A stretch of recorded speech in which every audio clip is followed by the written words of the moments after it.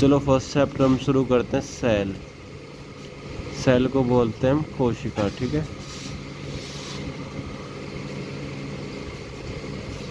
ये हमारा first chapter है। अभी पहले चैप्टर का नाम वैसे अंतःस्रावी तंत्र होता है, लेकिन उसको समझने के लिए हमें सबसे पहले सेल को समझना पड़ेगा।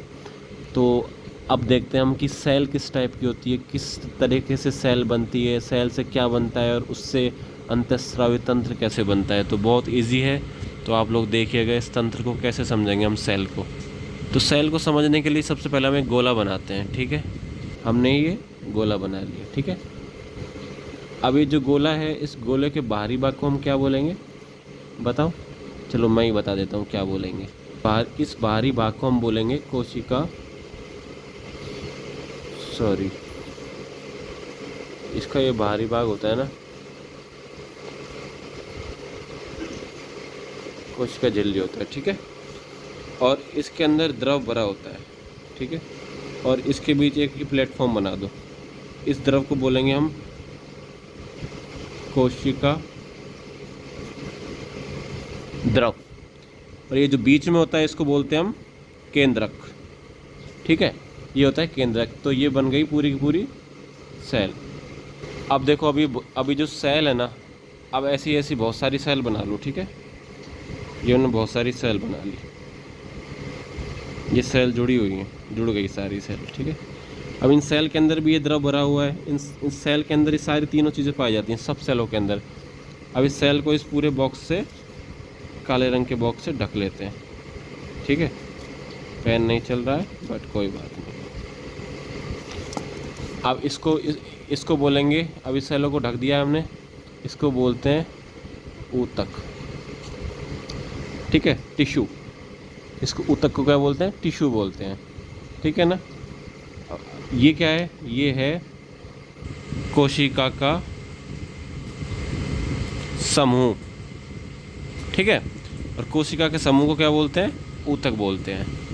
अब जो ये ब्लैक बॉक्स है ना, अब ये मान लो ये ऊतक है, और इस ऊतक के अंदर कोशिकाएं भरी हुई हैं। ठीक है, अब बहुत सारे ऊतक होते हैं। ठीक है ना, ये ऊतक रहा, ये ऊतक रहा। तो अब इन ऊतकों के समूह को क्या बोलेंगे? ये है ऊतकों का समूह, टिश्यू का समूह। इससे क्या बनता है?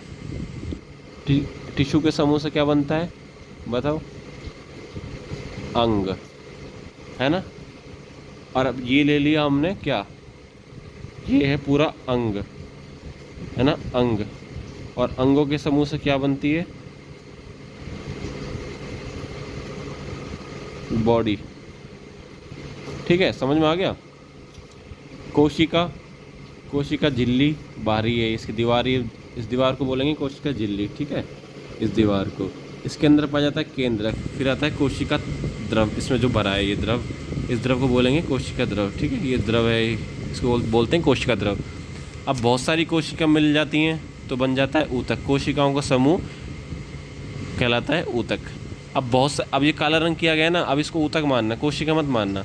अब इस बहुत सारे जो ऊतक हैं वो बनाते हैं ऊतकों का समूह, यानी कि अंग बनाते हैं बहुत सारे ऊतक मिलकर। और जो अंग है, अंग मिलकर बनाते हैं कोशिका का समूह, यानी कि नहीं सॉरी अंग है ना, बहुत सारे अंग मिलकर बनाते हैं बॉडी का पार्ट, पूरी बॉडी बना लेते हैं।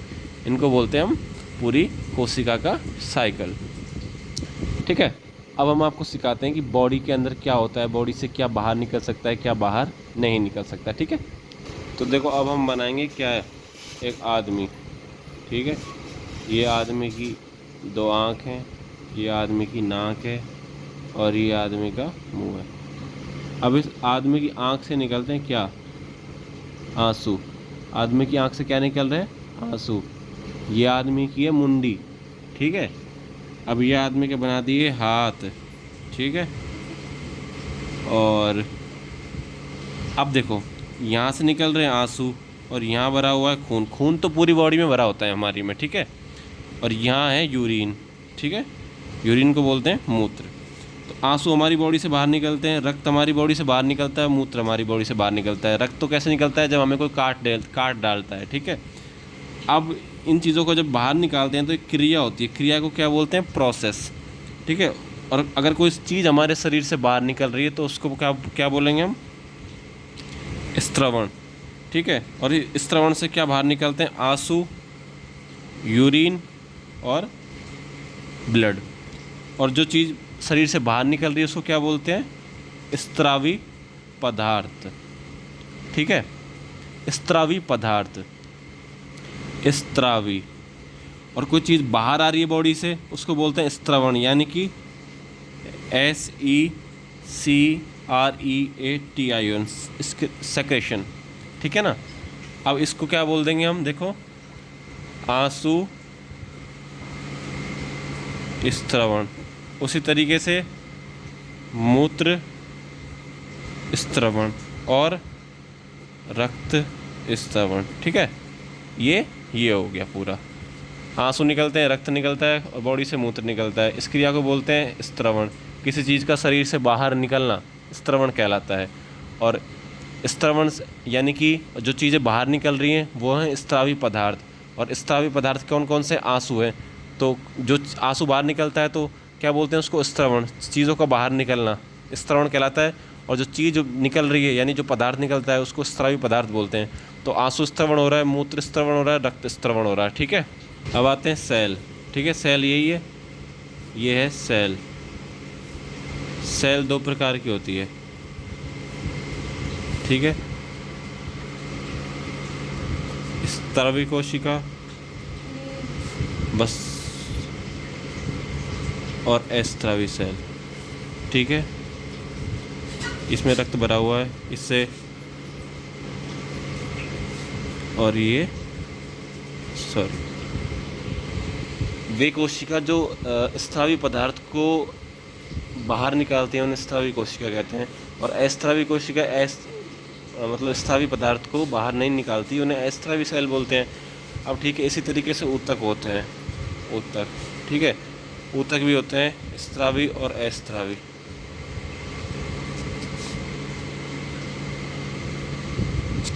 ठीक है, अब ये बना लिया हमने ऊतक, ये भी बाहर निकालेंगे अब। और ऊतक में स्त्रावी ऊतक होते हैं और अस्त्रावी ऊतक होते हैं। स्त्रावी ऊतक को क्या बोलते हैं? ग्रंथि। ग्रंथि को बोलते हैं ग्लैंड, ठीक है। इसको समझने की कोशिश करना। और अब जो ग्रंथि होती है ना, ये मेन पार्ट है। ग्रंथि होती है दो प्रकार की सर, एक तो ये रही और एक ये रही। ग्रंथि के अंदर क्या है? ऊतक है, क्योंकि ऊतक का भाग है ये स्त्रावी ऊतक का। अब इसमें हमने भर दिए क्या? ब्लड, हमने भर दिया ब्लड, ठीक है। और ये स्त्रावी पदार्थ बाहर निकल जाएगा इधर से, ठीक है। ये स्त्रावी पदार्थ है, ठीक है ना। इसको बोलते हैं अंतः स्त्रावी ग्रंथि, इसको बोलते हैं बाह्य स्त्रावी ग्रंथि। अभी ये ऊतक है, दोनों से ना, इस ऊतक से भी स्त्रावी पदार्थ निकल रहा है और इससे भी स्त्रावी पदार्थ निकल रहा है, लेकिन इससे नली निकल रही है कुछ, ठीक है। नलियाँ निकल रही हैं इससे, नलियाँ, ठीक है। अब इस ऊतक से स्त्रावी पदार्थ है ना सीधे इस ब्लड में जा रहा है, ये अंदर इसके भरा हुआ है रक्त। ऐसी ग्रंथि जो अपने स्त्रावी पदार्थ को सीधे रक्त में डाल देती है, ठीक है, उसको तो बोलते हैं अंतःस्त्रावी ग्रंथि। अंतःस्त्रावी ग्रंथि को बोलते हैं एंडोक्राइन और इसको बोलते हैं एक्सोक्राइन, ठीक है। अब ऐसी ग्रंथि जो अपने स्त्रावी पदार्थ को नलियों के माध्यम से बाहर निकाल देती है, कहाँ से? बॉडी से, उसको बोलते हैं बाह्य स्त्रावी ग्रंथि। अब इनमें तो पाए जाते, अंतःस्त्रावी ग्रंथियों में तो पाए जाते हैं क्या? हार्मोन, और इनमें पाए जाते हैं एंजाइम। और इन हार्मोनों का प्रभाव होता है दैहिक प्रभाव,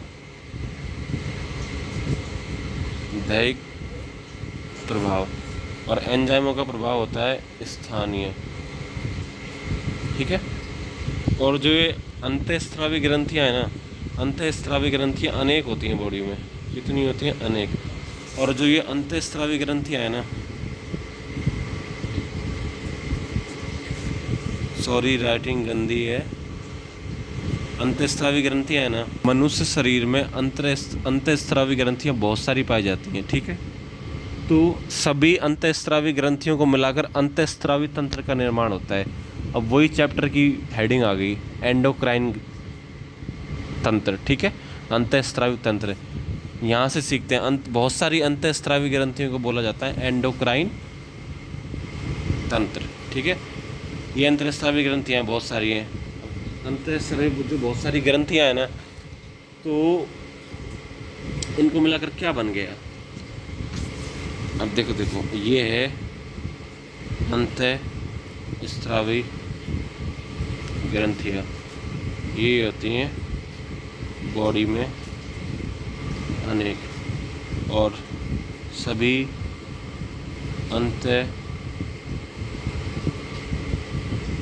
ग्रंथियों को मिलाकर अंतःस्रावी तंत्र कहते हैं, एंडोक्राइन सिस्टम। तो चलो अब आपको मेरी मेन कॉपी दिखा देता हूँ जिसमें मैंने पूरे नोट्स बना रखे हैं, ठीक है। इससे समझ लेना थोड़े से।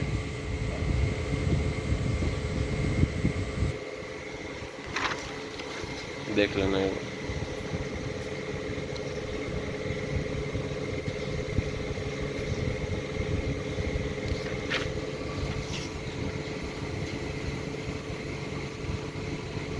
ठीक है, तो आपको मैंने पढ़ा दिया है आज का चैप्टर फर्स्ट, इसको याद करना अच्छे से, ठीक है सर।